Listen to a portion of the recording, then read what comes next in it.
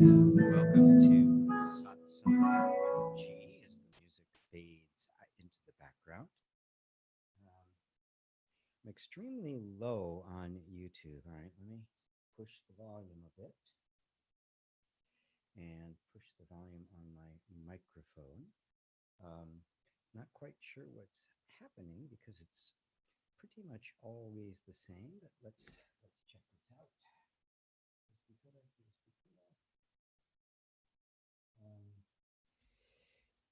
All right. Well, I'll just talk a little bit louder. How's that? So that's what I'll have to do so everyone can hear me. I really can't control the volume much from here because it's Zoom, and unfortunately, the Zoom platform does this periodically.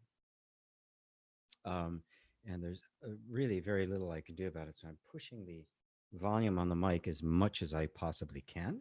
Let me up the gain too. So it's about as loud as I can possibly get it. So I hope that's good for people. Well, anyway, hi. It's so good to be back here, back on the air again, live.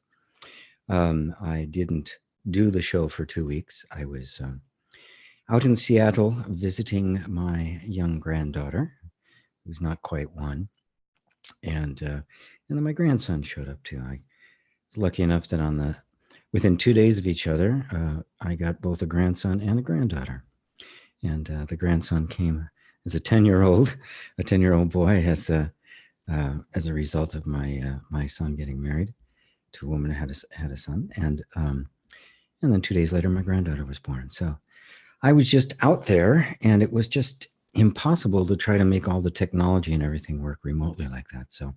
So here I am back, though. So I apologize for those of you who might have been surprised that I wasn't here, but here I am. Everybody's saying that the sound is good now. Excellent. So glad to hear it. And as always, please just chat in your questions that you might have on either Facebook or on YouTube. I'm doing my best to monitor the the chat. And also, if you'd like to call in and speak and ask a question, we can interact. The number is 888-627-6008. And I called the show today, What is Love Anyway? And it came about because a good friend of mine, asked me a question about love. And the question she asked was, she heard of, you always hear about God is love, and the universe is love, and everything is really love, and our true nature is love. And it all seemed rather perplexing because we're not really seeing a whole lot of it right now in the world. And really, if you look at animals eating each other, and I mean, at some point the sun is going to basically expand and completely consume the first 4 planets and a lot of the asteroids, and the others are going to get burnt a bit, and then it's going to shrink back into a white dwarf or a black hole or something, and it's all gone. So it doesn't really seem like it's a very loving universe. But I would invite, rather than to try to discuss it philosophically, I would invite everyone to simply notice something about about everything, about yourself. From the time before we can have learned anything, before we have any concepts, before we have any words, we know what love is. It's clearly identified. Your love for first, it starts out your love for your parents, your love for your toys, and love for your siblings. Even when there's disagreements and stuff going on between you, and everything doesn't seem quite all right, there's still something there, and I could call it just a bonding of the body and all of that. But I think we all we can sense intuitively that there's really something to that. Now we get older, we have friends that we love, we have things we love to do, we have foods we love to eat, we fall in love, and nobody has to tell you you're in love. Nobody, there's not like, 10 questions you go through and check them off and say, yep, you just know. Nobody teaches it to you. There's no manual for it. You just know. And so there's something about that seems to me to be transcendental. Now, I've said things like, the earth is benevolent, the universe is benevolent, and it's God is love, all is about love, everything is about love. But I really don't want it to be just kind of this idea. It's not this pretty spiritual idea, because if that's all it was, it really couldn't stand the test of time, and it certainly couldn't stand up to adversity. But it does. We always keep coming back to it. And I don't think there's anybody alive on the earth now that isn't reasonably conscious and self-aware, that doesn't recognize that the cause of all the problems in the world is hate. Period. Now, some of this hate is completely and totally contrived. Well, all of it is completely and totally contrived. Some of it is downright lies projected out as propaganda. Some of it comes from having the experience of feeling pinched, of feeling like your survival is in jeopardy. And according to Maslow, remember Maslow's hierarchy of needs, the only time human beings become violent is when their sense of existence, survival, gets threatened. Other than that, we are very docile. We're very patient. We're very loving with each other. Only when we feel that we are our being is threatened, our family is threatened, our life is threatened, do we begin to contract and make boundaries and make enemies. We begin to see that, look out and see, well, that person's taking it. This person's taking way more than they deserve, and we're being robbed blind, or these people are taking the jobs. And then people who are in power love to use that to manipulate things so that they divide and conquer. It's a very old strategy. It goes all the way back to Alexander, maybe even before. Yeah, I'm sure it goes before. It goes all the way back when human beings were struggling over resources. If you divide, if you make somebody the enemy, then you can basically pick both their pockets and sell them weapons, which is in fact what's going on in the world. So how does love possibly enter into this and offer an antidote for it? But let's look at it. I mean, if there isn't a loving, benevolent solution to what the earth is facing right now, what we as human beings are facing right now, then there is no hope. The only alternative is some particular group to become so powerful and dominant that they basically wipe everybody else out, which is the strategy we've been living under for 10,000 years. It is yet to succeed. And I think after a 10,000 year trial and error, one might begin to get the idea that maybe it's not going to, that maybe this is a completely bad strategy. But if there is no hope for that, if there is no possibility, if this kind of conflict and hatred is built into the fabric of the universe, how can it possibly stand? I mean, Christ said that, a house divided against itself cannot stand. And of course, hatred is a division, whereas love is a unifier.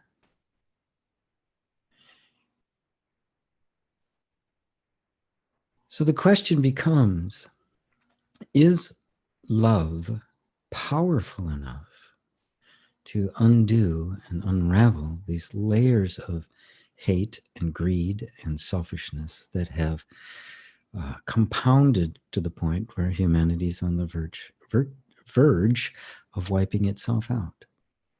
Clearly, the ideas we've had about love up to this point haven't been adequate. Is it because love isn't adequate, or is it because we really haven't delved deeply enough into it? there have been those occasions, like with Mahatma Gandhi, where his refusal to be violent, his refusal to meet violence, with like, eye for an eye and tooth for a tooth, his refusal to do that, but instead simply hold to the principle that unity and love were far superior and a far better way to live, a more truthful way to live than violence and division. And without firing a shot, he got the British to leave India. And of course, at that time, the British were the empire of the world. I mean, the sun didn't set on the British Empire. This is no small feat. It's not like they're what they've been reduced to now, a little island up in the north there. They used to have the whole world used to be theirs. Now it belongs to the United States, and there'll be somebody else after that. But I think you're getting the point. He did it without resorting to violence. So what was it about that love that made that possible? Well, what he didn't do, which I think is kind of the key to the whole thing, is he did not make any division whatsoever. He didn't react or reject the British. He didn't turn them into monsters. He didn't try to turn Indians against them. His whole point was a unification. Nelson Mandela did the same thing when he got out of prison. He realized that if he established a black regime that was oppressive to whites, and they were the minority, they would have been easy to oppress, that he would be guilty of exactly the same thing that put him into prison for 27 years. And the bloodshed and the horrors simply would never stop. So he did exactly the opposite. He left many of the people in positions of power in the government that were quite white. Matter of fact, some that had even helped put him into prison. He went to a different level of love than most of us know. See, for most of us, love is personal. Love is, I have feelings for someone. I have an affection for someone. I have, a relationship with someone. And it's very, very personal. That love will always turn to hate when somebody is threatened. Always. You can't help it. If my love only extends to my group, my community, or my tribe, then whenever the tribe is threatened, I will become violent towards whoever's threatening. It's inevitable, because when survival has been threatened, has been pushed to the edge, it will react, and we're kind of wired to do that. So, is there another level we can get to? Is there another level that's being pointed at, that's actually been modeled for us by Mahatma Gandhi or Nelson Mandela? And of course, the greatest example in the West is Christ, who completely forgave his enemies. He just refused to do anything except bless. He refused. He even gave his life for it. And of course, a lot of people have done that. You hear about the stories of soldiers in the military during war and that sort of thing who basically sacrifice themselves for their mates. People sacrificing themselves to protect their children and the like. But it really illustrates the kind of love that we need to be aspiring to. The kind of love that isn't personal, that isn't just me and my tribe. Because the reality, folks, is we're being pushed to it. The idea that somehow one tribe is going to become dominant over all of the other tribes is simply destroying the planet. It's destroying everything that human beings have worked for. And so that kind of division just simply cannot be allowed to stand anymore. But how do we do it in the face of just horrendous cruelty and barbarity and evil? How do we forgive the unforgivable? How do we forgive our adversaries? Forgive those who are really trying to hurt you, who are trying to kill you. This is probably the most difficult thing a human being has to face, and it is the most deeply spiritual thing a human being has to face. When your life becomes something more than simply my own survival or the survival of my tribe, or me making sure I get my share. We have to go beyond these. We have to. If we don't, quite frankly, we don't deserve to survive. The earth will survive, no matter how badly we mess it up. And we're capable of messing it up pretty badly. A nuclear winter for several years, pretty much most life wiped out, but not all, because the earth is a living organism. And it has millions, billions of years. If we were to completely exterminate ourselves and take most everything with it, well, we deserve to go. But the earth won't. It'll take a while. It'll take a couple of million years, but life will emerge again. This living being that we know of as the earth will emerge again. So it's really just up to us. Who do we want to be? Who do you want to be? And this becomes very practical. Maybe you're led to be part of some group like, Greenpeace or MoveOn.org or, some organization that you believe in, that you think is, taking the right position. But I would urge everybody to consider that maybe it's the taking of a position that is causing the problem. Maybe that is actually the thing that is getting in the way. Because the moment I take a position, the moment I say this is the right way, I have made everybody who doesn't think that way wrong. And I have created the very conflict I'm trying to undo. So how do you live without a position? Well, this to me is where the deeper meaning of love comes in. Because love isn't position free. It's not, it's not a milquetoast. It's not waffling in the breeze. But it is not attached to any point of view as a fixed point of view, as a philosophical or religious necessity, as a tenet, as a fundamental principle that must be obeyed. Love is quite capable of walking into any circumstance with no agenda and no position, and seek that which is the most loving in that moment, in that place, in that situation, with no attachment to how it should go or what it should look like, but simply a deep desire for the very best to emerge, the kindest, the gentlest, the sweetest, the most progressive, the most helpful. That kind of love is rare. But that's the kind of love that we need. I mean, let's face it, if I walk into any circumstance and I'm holding a position as to how things should go, I have already created conflict.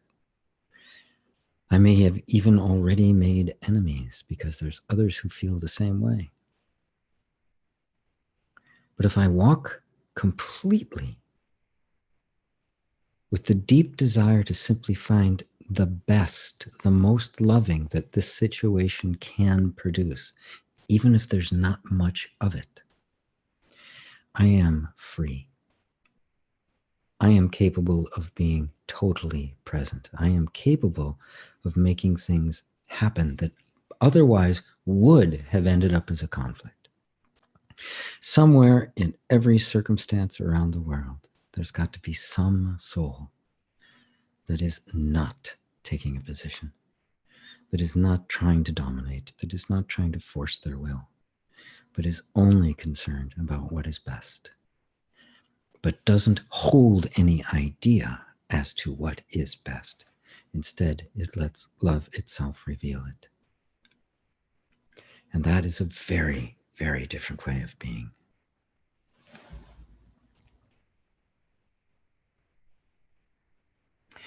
Let's see, somebody just said, Clay Sue one said, I cannot lose my existence. I don't exist in form, I just exist. And then somebody else said, oh, same person, what is survival? There's only survival of the form. Yes. I haven't been speaking in pure non-dual terms right now because I'm reaching out to anyone who might want to hear this, because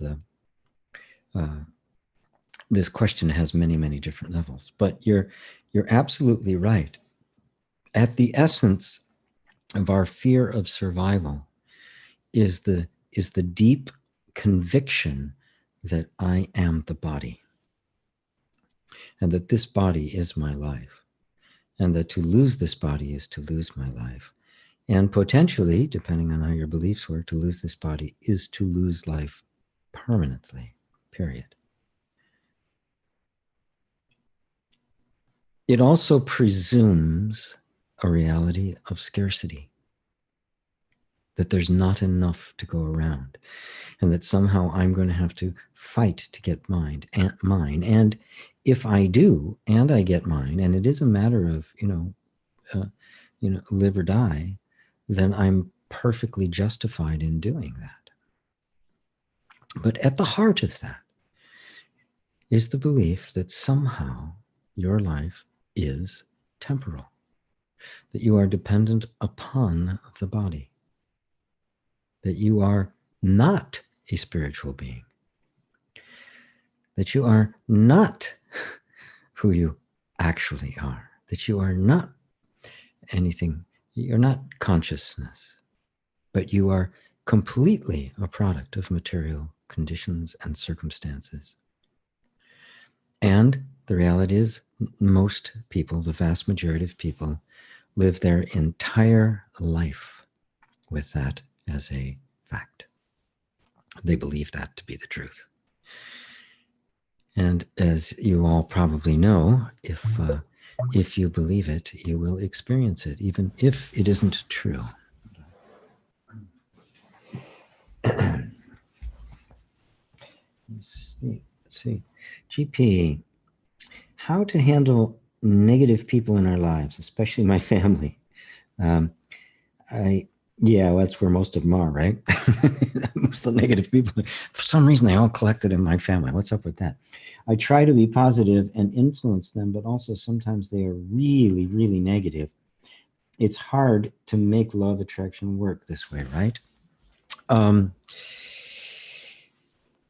You have a caller. I saw that. Thank you. Thank you. I'll get right after this question. I'll get to you, Ethel. Thank you. Okay. It takes two to make a conflict. Right? The only way you can have a conflict with people in your life, well, yes, there's only one way, and that is you can't simply allow them to be the way they are. Now, there could be many reasons why. When you're around negative people, we're afraid that somehow their negativity is going to be contagious. Like you said, it's hard to manifest anything, to do the law of attraction when you're around really negative people. Well, only, only if you take their negativity as your own. You're around really negative people. I find it happens to me occasionally. And there's really nothing to say. I have nothing to say. I don't say anything. I just kind of bide my time, and I do not let their negativity affect me. I don't have a belief that somehow their negative vibe is going to make me feel negative. If it does, then you should be really, really grateful that those negative people are in your life, because they're revealing to you those parts of you that have yet to be redeemed, that are still weak, that are still attached to something. Nobody can influence you. The world's greatest salesman cannot sell you anything if you don't buy. You can even feel the negative vibe of other people in your body and in your emotional system, but that's not your vibe. You are simply sensitive to the environment. And so whether a negative energy is coming up because it's coming to free the environment, or if it's some old belief coming up in you, or if it's some kind of reactive pattern that hasn't been dealt with yet, they're all the same. Right? They are not powerful. They have no influence over you unless you decide they do. Your belief in them gives them power and nothing else. Nothing can control you except your beliefs about yourself. So the fact that it's your question, it's hard, let me see, it's hard to make LOA work this way, right? Wrong. That is a belief. And it is your belief that it's hard to make it work this way that makes it hard to work this way, not the circumstances. Do you get that? You are totally free, totally, from beginning to end, top to bottom. You are so free you can create bondage for yourself. Only your beliefs influence you, not somebody else. This is so powerful to get, because when you see that, you will no longer be afraid of others. You'll no longer be concerned about others. And a compassion for others will arise that is a way deeper form of love than you've known before. So what if they're negative? They're suffering. If you take on their negativity and you start thinking their negativity is influencing you, now you're suffering. Now everybody's suffering. Okay, so where in this mix is the light, is the light of consciousness, is the light of love that's going to dispel it? As long as you're going along with it, it is your belief in it that creates the results and not the circumstances. Oh, that's so powerful to see. So very powerful to see. So chew that over and just pay attention to what you believe about what you're experiencing rather than the experiencing itself. Just notice what's happening. There's just an energy. You're feeling an energy. That's all. Everything after that is a story concocted by your mind. And if you believe that story, it will become your experience. If you don't believe it, it won't. Alrighty, Doug, I'm ready for Ethel. We have a live caller on the radio network, so I'm going to let her speak before I pick up these other questions on the chat. Am I there? Hey, you are here. Hey, G. First of all, let me say thank you. Let me just start there. I just thank you. But I also want to say it's not that I'm oblivious to everything that's going on in the world, but I live in a loving world. My essence is love, and I'm understanding that more. And so much of that understanding has to do with your teaching. And I read somewhere, someone said, in order to have world peace, we got to have inner peace. If everybody had inner peace, we would have world peace. Okay. And that's just the way this thing starts inside of us. Okay. So with that, I'm understanding also God is love. God is fulfillment. Love is fulfillment. Anytime I'm living in this loving space, I recognize the value of it, and it just doesn't this is where we have to be. And again, this is really becoming more apparent in my experience listening to you. Over the years, I've been working on this. So if I have any question at all, and I do have this question, I was listening to, I think it was Abraham, and this guy was saying, he understands these teachings, but finding that loving space, finding that love and calling forth that love that is always within me. As, for example, finding the feeling place. That's what the word I'm looking for. The feeling of love. And it's already within me. It's accessible to me. So my question would be, how can how would I say it? Just have more of that. I'm not sure that's as how long to as express. as I long just as want more of that. yeah, as long as I you believe that that's it. love is some kind of state that you can go in and out of, it will always be elusive. Okay. It has to be your nature. What it means by saying Yeah. that God is love or love is God, it means your real being is love. It is the Yes. light that bathes everything in love. But there's a couple of problems with that.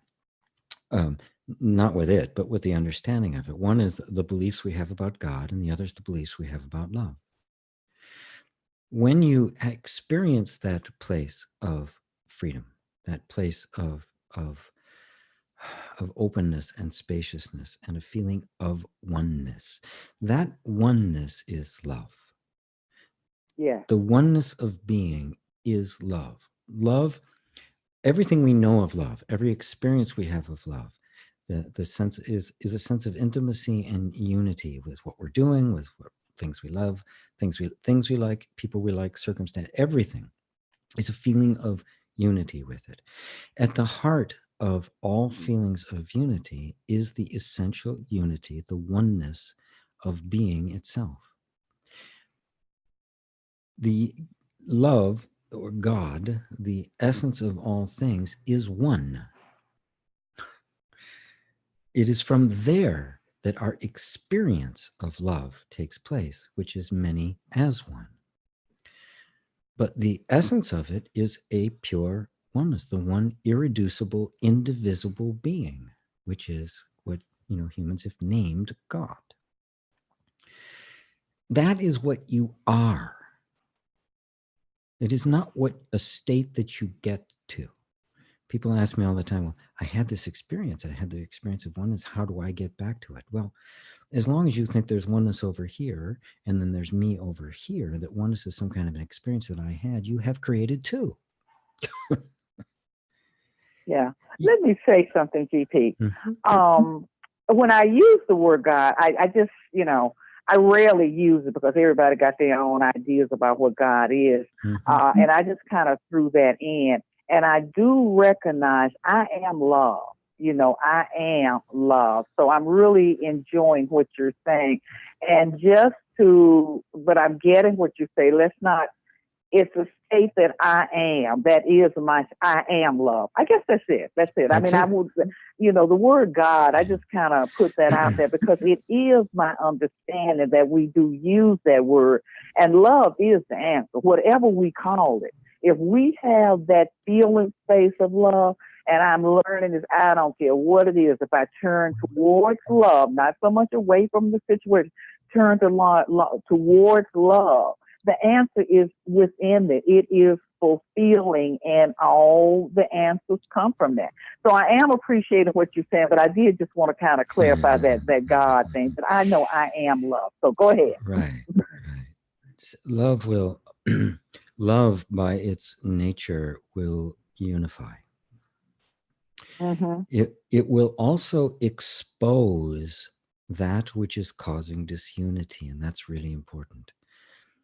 I love that. My deep feeling about what's going on in the world today is there's just been a lot of self-deception, a lot of ego masquerading as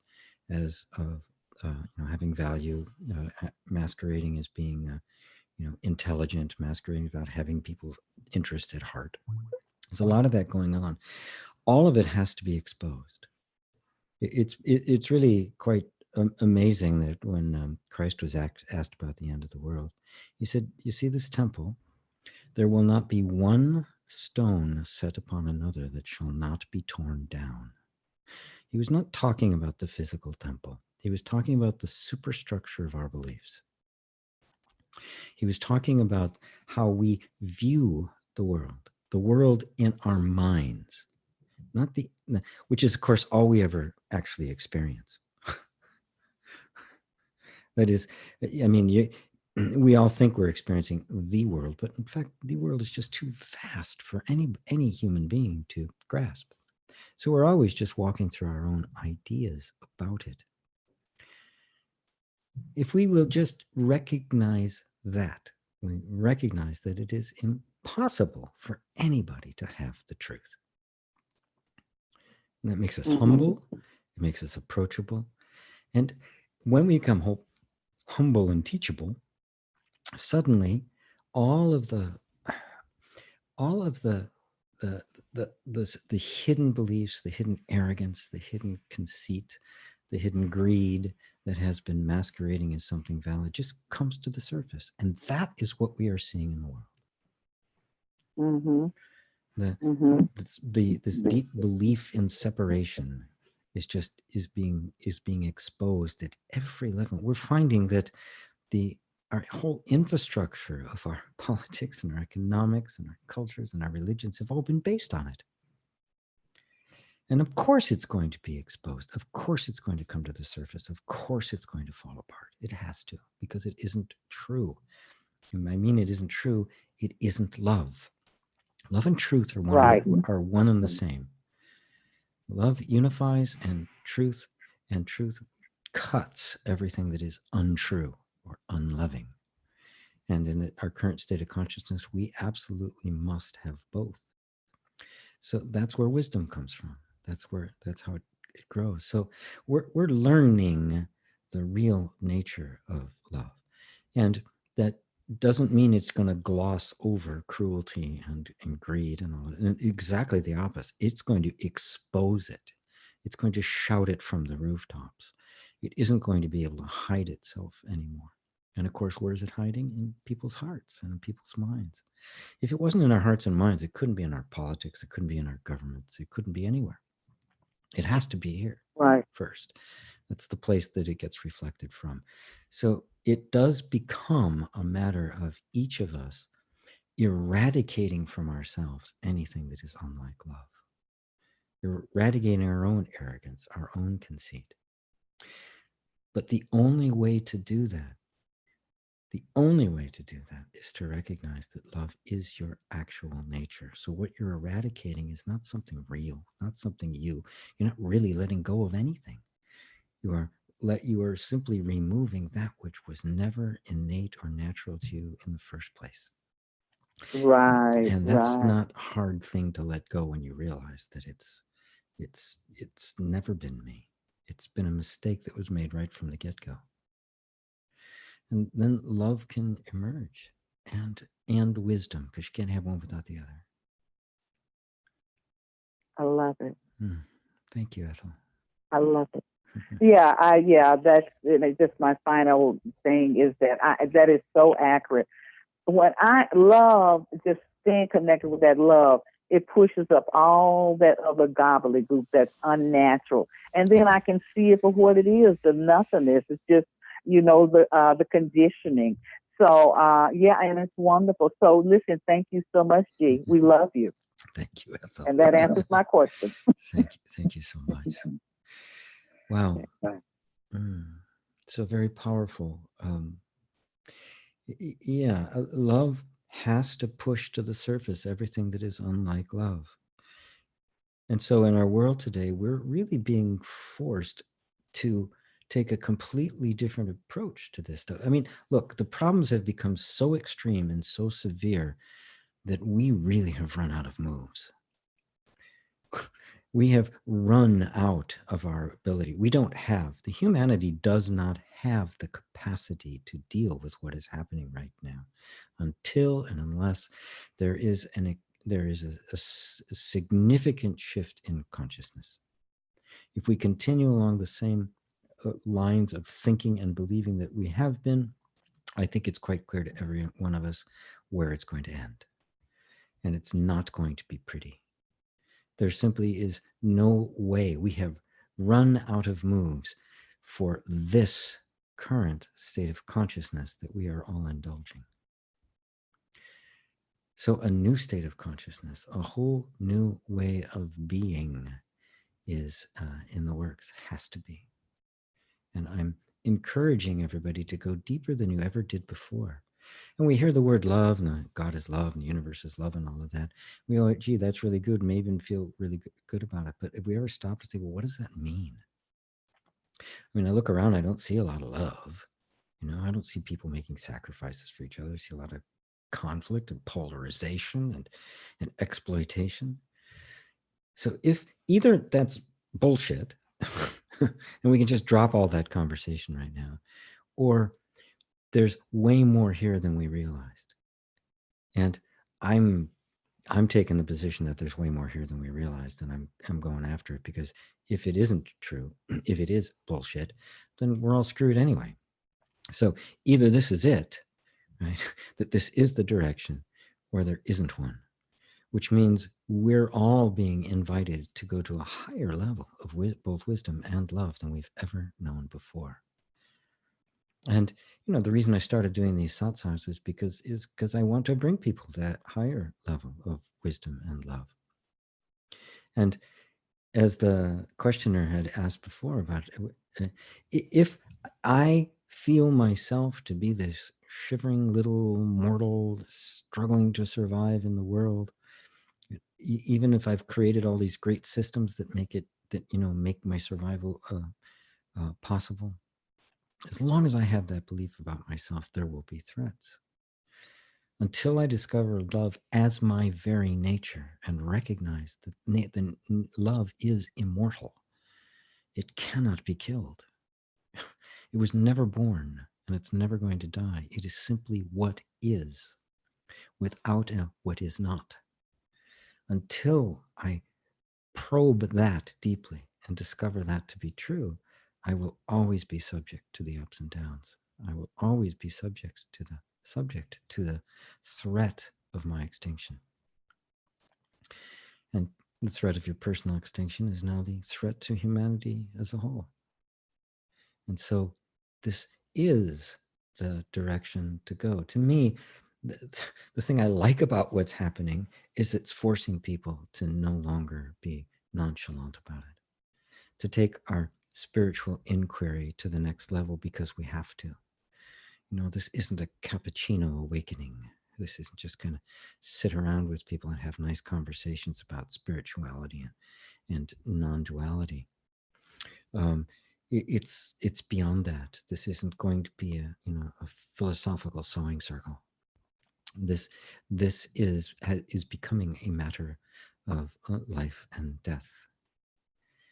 And as a result, the thing about when our survival is threatened is all of the mediocre, unimportant, insignificant things get dumped very quickly.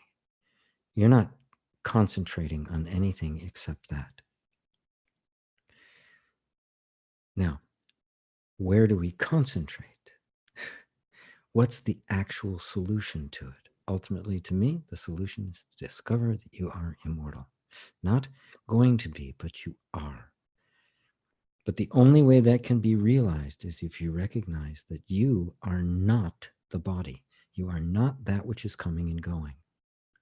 You are not just this form that appeared at one time and is going to disappear at another time, and then a soul going from one body to a body. None of that is you. That you are the one that is aware of all of it. And if you can look at that, if you can look at the experience of knowing itself, the experience of experiencing, you find that it has never, ever changed. What has been experienced has changed constantly, but the one experiencing has not changed in the slightest. And there lies the secret to immortality, because you find that with it being changeless, it is deathless. It is birthless. It didn't have a beginning, and it's not going to have an end. And that is love. And when that sense of immortality expresses itself in action, you see love in action. We identify it as love. It has the perfume of love to it, because there's no self-interest in it. It isn't simply trying to get something from someone for its own survival. Its survival is not in question. Therefore, everything becomes a gift and not a business transaction. Let's see. Thank you, love from London. Wonderful. Shanika Nadunji, I don't know how to spell your name or say your name. I'm sorry. Finally, I have seen so many famous, rich, and genius people die, but none were able to take anything with them. So why don't people understand the solution? It's a very good point, isn't it? Yeah. The ego will always cling to something to give it a sense of continuity and perpetuity. My possessions, my family, my legacy, always. Because it is inherently unstable and it is inherently mortal. That sense of identity. But until that sense of identity, the ego is seen through, what else are you going to do? Yeah, we have examples all over the place. Nobody takes it with them. Everything goes. Everything goes. The body goes. Everything. The body doesn't disappear. Now, some people, the strict materialist will say, well, that's it. Life is over. Nothing continues on because that's all there is. But it really doesn't take much inquiry to recognize that there's something much deeper going on, that there's something much more vital, something strong, something powerful, something that does not seem to be coming and going. We just have to look and see it. And then seeing the innate impermanence of everything, how everything comes and goes, that nothing can be held on to. Absolutely nothing can be held on to. That causes us to turn towards that which doesn't change, to find the one thing that doesn't change. And that one thing that doesn't change, we discover quite mercifully and quite beautifully, is our very self, the real me. And I have simply been identifying with that which is changing. And in that identification of that which is changing, I become very greedy. I become possessive of it. I want to hold on to it. I don't want to let go of it. I don't want anybody else to threaten it. But it all comes from not knowing who you are. If you know who you are, you realize that you are the witness of everything that's coming and going. You're not coming and going. If you were coming and going, how would you know? You just disappear. You'd be gone. Foomp. You're not coming and going. And if you were coming and going, you couldn't see anything else coming and going. But the fact that you see everything coming and going means you're the one thing that isn't.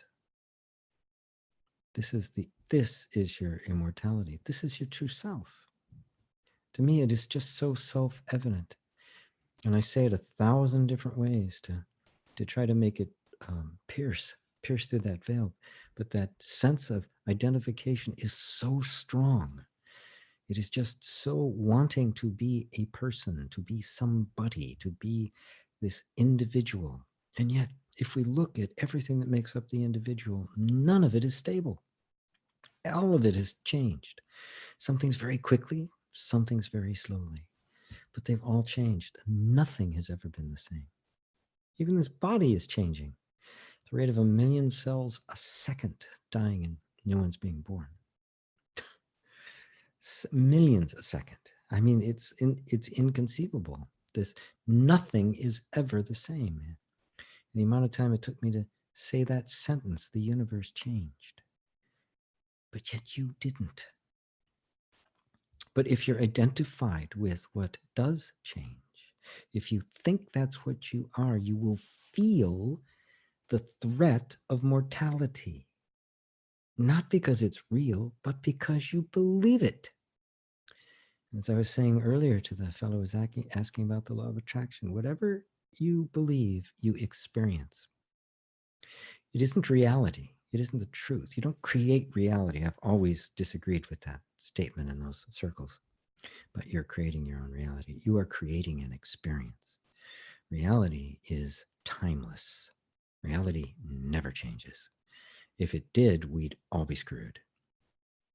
It is the constant, that allows us to have a place to come and rest.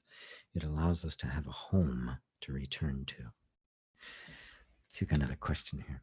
Is there anything higher than love? If you're talking about human love and human affection, yes, there is. Because human affection is tainted in a sense, in that it loves this and not that. Human love is like that. That's where all the conflict comes from. I love my group, my race, my gender, my religion, my culture, my country, more than yours. So love, when it is constricted, when it becomes personal, it becomes narrow and small and loses, it appears to lose its infinite nature. And yes, there's a love that is much, much higher than that. It's like, I always like to use the example that people can understand of music. Everything that is music, every song ever written, hummed, played on whatever instrument, has all been music. It's had this character identified. That's music, you can tell. But if you ask anybody what is music, you couldn't possibly describe it. All you could do is hum a tune and they go, oh, that's music? Well, no, that's one music. I mean, but I can hum you this one too. And when you look, you see the range of expression of music is quite literally infinite. And yet, how do you describe music itself? You can't. That's love. Love is indescribable in its essence. It's unknowable. It's ineffable in its purest form, just like light in its purest form is totally invisible. It's indetectable. But yet it is identified when it becomes made manifest. It's clear that that's what it is. And ultimately, I know this is very controversial when I say something like this. Ultimately, you'll see that even the worst hate is simply a horrid misinterpretation of love. It is simply a love that is so small that it wants to protect itself and its own at the expense of others. It isn't big enough to include the other. And I would venture to say that what we are being asked to do in the world is to abandon our tribal loyalties, to find that it is all of us or none of us. We are no longer many. We are one. There's only one tribe. My love can't be so small that I think I'm going to survive at your expense. It's not true. Nobody gets out of here. we all, it's all or nothing at this point. And that's where we come to see a much deeper love. Just look at your own life. Look at all the people that you've cut off, the people that you have dismissed, the people you've pushed away, the circumstances you've pushed away, the opportunity, all of it. And look, it's just been a love that's too small. Make it bigger. Make it so big that it takes in the entire universe. Make it so big that even the ego gets absorbed into it. And it doesn't even have any place anymore. It's just lost in this vastness of pure egoless love. And of course, love doesn't have an ego. It couldn't. It's just love. Let's do a quick time check here. 54. Oh, right. Coming right up on it. Everything moves except you. What moves? Thought, consciousness, the images in mind move. They're not really moving because they're just images. Oh, that's a whole subject in and of itself. Thank you for asking that, Remington. I wish I could get a better answer to that. Does breathing and awareness have a connection? No. Everything happens within awareness, including breathing. Breathing comes and goes. Breathing starts and stops. Awareness does not. We have different experiences depending on pranayama. We have different experiences. We can do different things with our breath and it will affect things.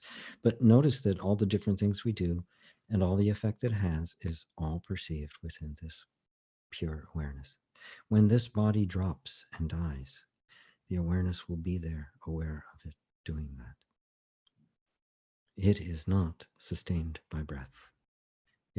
It is completely and totally itself. It is being that is not dependent upon anything other than itself. But this is your being, just your being, not just abstract, but yours. Thank you all for being here. I got a free class I'm doing on Tuesday. Just go to gpwalsh.com/5tips, and we'll see you next week.